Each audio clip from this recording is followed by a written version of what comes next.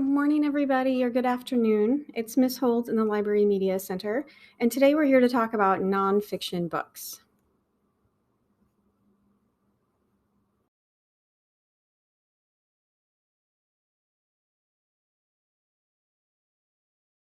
Reminder, nonfiction is informational books, so they're books that we can learn from. And there's several different reasons why people might choose to read nonfiction. One, to just learn something new. Two, sometimes we use nonfiction books for research or for school projects. Three, I like to read nonfiction really just to kind of learn some random facts for fun. So maybe not to really learn how to do something, but instead just kind of learn some informational facts. And then lastly, sometimes we just read it for entertainment. So I know many of you may choose to read nonfiction on a regular basis. Other people may be a little bit more like myself. I actually prefer to read fiction books or chapter books. But let me assure you that we have plenty of different types of nonfiction books in the library, lots of books for everybody to choose from.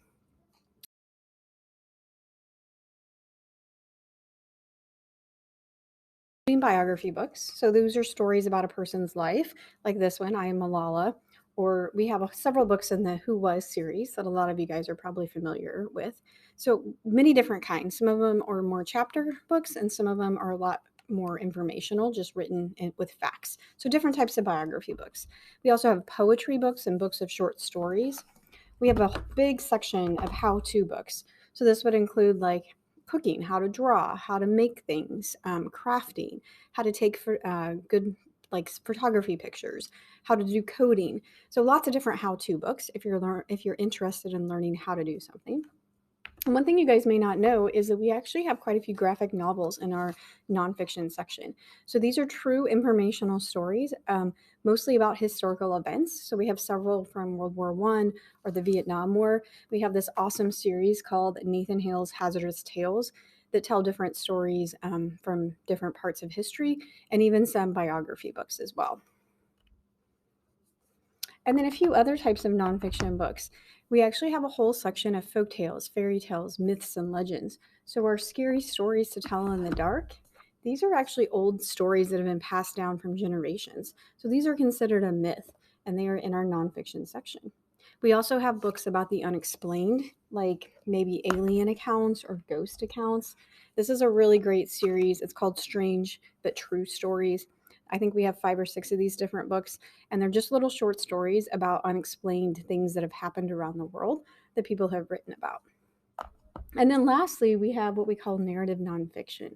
And these are kind of my favorite type of nonfiction to read because they are written just like a story. So this is one called Terrible Typhoid Mary, about a lady who spread um, a disease called typhoid through her cooking. So back in the day, people didn't always wash their hands and didn't really maintain cleanliness like we do today. And she was carrying this disease and ended up spreading it to many people without even being aware of it. So a little bit like what's happening today, that if we don't wash our hands and take care of ourselves, that we could end up spreading disease. We have a lot of different narrative nonfiction books in the library. So if there's a topic you would like to read about, come and ask me or send me an email, and I can try to see if we can find a narrative nonfiction about that topic.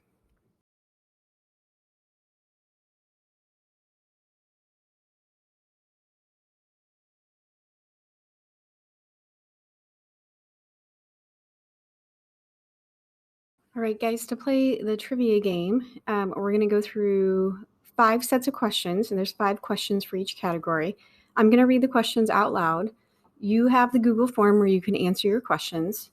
And then at the end, you can submit your form, and it'll tell you which ones you got right and which ones you missed. And this is just kind of a game. It's for fun. It's not for a grade, so don't stress out. I don't really expect you to know all the answers. That's why it's trivia. Sometimes you'll know the answer, sometimes you won't. But the whole point of this is to just maybe learn about some of our nonfiction books in the library and how you can find out some kind of interesting things when you're reading nonfiction. All right, so get your Google form open and we will start playing.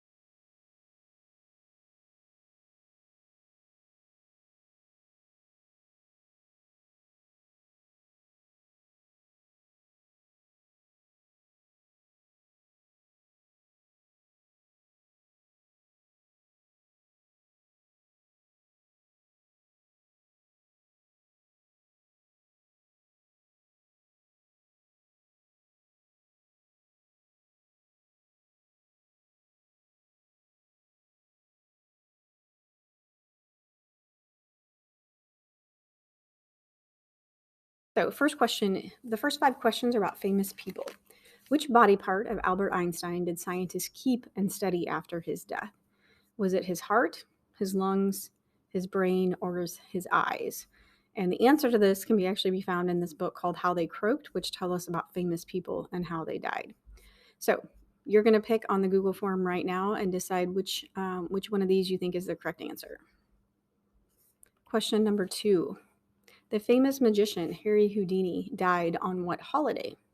Was it Easter, Halloween, Christmas, or New Year's Eve? And really, I don't expect you guys to know this. It's more of a guess. But this is a biography book we have called The Magician and the Spirits about Harry Houdini. Question number 3. Henry VIII of England was famous for having how many wives? Did he have 4, 5, 6, or 7 wives? This answer could actually probably be found in a few different books in our library, but I have this one called Bad Princesses, and they refer to all of his wives in this book. Question number 4. Which president from the 1980s was a former movie star? So was it Ronald Reagan, Harry Truman, George H.W. Bush, or Bill Clinton? We have a few books on presidents. This particular fact came out of Eyewitness Presidents. And last question about famous people. Dracula, this story, which is a fictional story, was based on a real ruler named Vlad the Impaler. What modern day country did he rule? So what country was Vlad the Impaler from? Was it Romania, Germany, Bulgaria, or Hungary? And this comes out of a biography book called Vlad the Impaler, The Real Count Dracula. It's part of a Wicked History biography series. So we have a few biographies about some kind of evil people in history. All right, so you guys are going to click on the next section in your form, and we're going to do some history questions. Which one of these items was invented during World War I? Was it armor, tin cans, steel, or zippers? So this comes out of a book called Did Anything Good Come Out of World War I? Talks a little bit about some of the different things that happened during World War I. So which one of these things was invented during World War I? Number 2, in ancient Egypt, people wore this to help keep them cool. Did they wear wigs as hats? Did they wear their clothing wet? Did they wear black clothing? Or did they only wear dresses? This comes out of a book called Totally Gross History of Ancient Egypt. Okay, this one is a true-false question. So we have a book about pirates, swashbuckling scoundrels, pirates in fact and fiction. Do you think that there are no famous female pirates listed in history? So yes, that's true. There are no famous female pirates, or that is false. And then question number 4.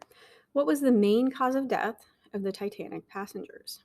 We have a few stories about the Titanic in the library.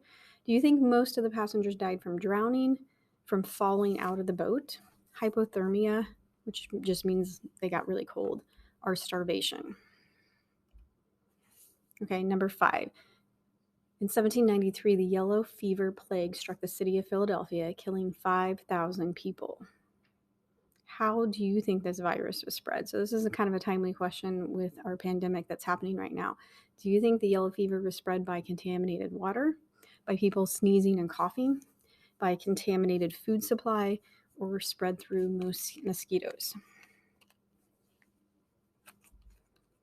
All right, this is my favorite category. So these are random and just weird facts that I found in some random and weird nonfiction books in our library. This is actually a book we have called How the Toilet Changed History. And it talks about the history of toilet paper. So which toilet paper company put paper on the roll in 1890, which led to increased toilet paper consumption? Was it Angel Soft, Charmin, Boardwalk, or Scott Paper Company? Those are your choices. Question number 2. In which country can you find exotic Kit Kat flavors, such as green tea, baked potato, and soybean? This is in a book called Surprising Things We Eat. Can you find those flavors in Japan, Iceland, Chile, or Australia? Question number 3. The Bermuda Triangle is famous for ships and planes disappearing in this area. This ocean area is bounded by Puerto Rico, Bermuda, and then what U.S. state? So Texas, Florida, Louisiana, or Alabama. And that's in one of those strange but true stories. And I also love these books because they're really short. So they're very quick reads. Question number 4 in Random and Weird. In 1938, a radio broadcast called War of the Worlds had many people convinced the end of the world was happening due to what occurrence? So what did people think was happening that was causing the end of the world? Was it an alien invasion, a nuclear bomb, massive earthquakes, or flooding? And this is a book called Fakers, The Insider's Guide to Cons, Hoaxes, and Scams. And then lastly, police used to take measurements of criminals, like their foot size, their height, and even the length of their arms before fingerprinting became standard. Which police agency was the first to use fingerprinting? Was it Scotland Yard in London, the New York City Police Department, the FBI, or the Paris Police Department? Okay, and last 5 questions are about animals. These male birds present their mates with a perfect pebble or stone as a gift. Are they flamingos, penguins, robins, or ostriches? Question number 2, figure out the fake. Which one of these statements is not true? This comes from a book called Two Truths and a Lie. So which one of these is not true? Turtles can breathe out of their behinds. Horses often throw up their food hours after eating it so they can eat again. Some octopuses have 3 hearts. And scorpions can survive being frozen inside a block of ice. Question number 3, which country has the most recorded amount of shark bites? Is it the United States, Australia, Mexico, or South Africa? This comes from Sharkopedia, which we have a few books about sharks. Question number 4, what type of animal was the first to orbit the Earth in space? Was it a mouse, a cat, a chimpanzee, or a dog? This is a cool book. It's called 30 Animals That Share Our World. So they're little fascinating little short stories about animals. And then last question, what is the major cause or causes of the near extinction of wild wolves in the United States? So this comes out of a strange book called Werewolf Myths. But they talk about things that actual wolves have encountered. So did people view wolves as evil, so they had to be killed? Were they hunted so they wouldn't kill ranchers' cattle? Were they killed for profit? Or all of the above? All right, guys, so hopefully you have played along and you've answered all the questions. When you submit the form, then it's going to give you some feedback on the correct answers from all the questions. You can check and see how many you got right. Again, we're just playing for fun. Maybe you learned some interesting facts, and maybe this is encouraging you to want to check out some of these books from our library, or you can also check out lots of different nonfiction books through Overdrive/Sora. Remember, you can get there through the Walden Media website. And if you ever have questions or need help finding any of these books, please email me and let me know, because I'll be happy to help you with that. All right, thanks for tuning in today, and I hope to see you guys again soon.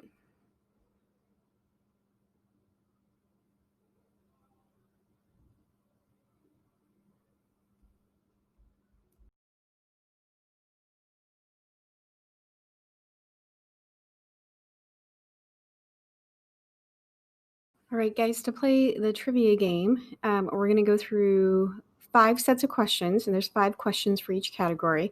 I'm going to read the questions out loud. You have the Google form where you can answer your questions. And then at the end, you can submit your form, and it'll tell you which ones you got right and which ones you missed. And this is just kind of a game. It's for fun. It's not for a grade, so don't stress out. I don't really expect you to know all the answers. That's why it's trivia. Sometimes you'll know the answer, sometimes you won't. But the whole point of this is to just maybe learn about some of our nonfiction books in the library and how you can find out some kind of interesting things when you're reading nonfiction. All right, so get your Google form open and we will start playing. Good morning, everybody, or good afternoon. It's Miss Holt in the Library Media Center, and today we're here to talk about nonfiction books.